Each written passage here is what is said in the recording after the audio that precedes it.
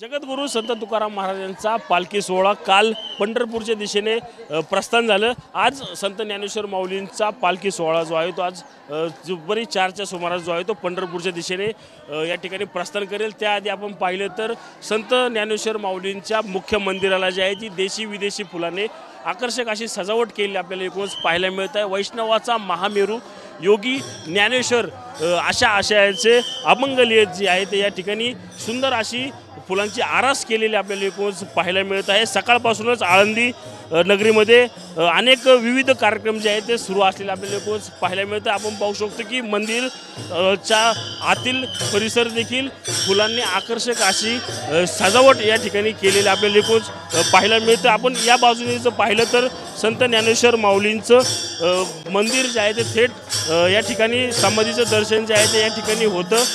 त्याआधी आपण पाहिलं तर संत ज्ञानेश्वर माऊलींच्या मंदिरामध्ये टाळ चिपळ्यांच्या जयघोषामध्ये माऊलीचं भजन जे आहे ते या ठिकाणी सुरू असलेलं आपल्याला एकूणच पाहायला मिळत आहे।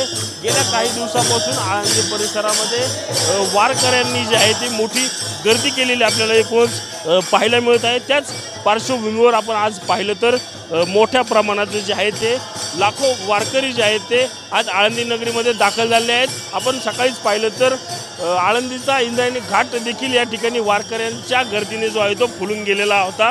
त्याचप्रमाणे आता आळंदीचं मंदिर असेल किंवा मंदिराच्या आसपासचा परिसर देखील वारकऱ्यांच्या गर्दीने फुललेला आपल्याला पाहायला मिळत आहे। कॅमेरामन तुषारसह रणजित जाधव, TV9 मराठी, आळंदी, पुणे।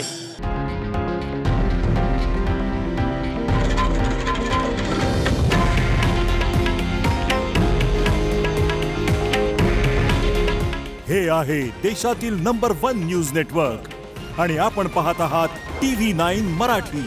काळजी तुमची, हित महाराष्ट्राचं।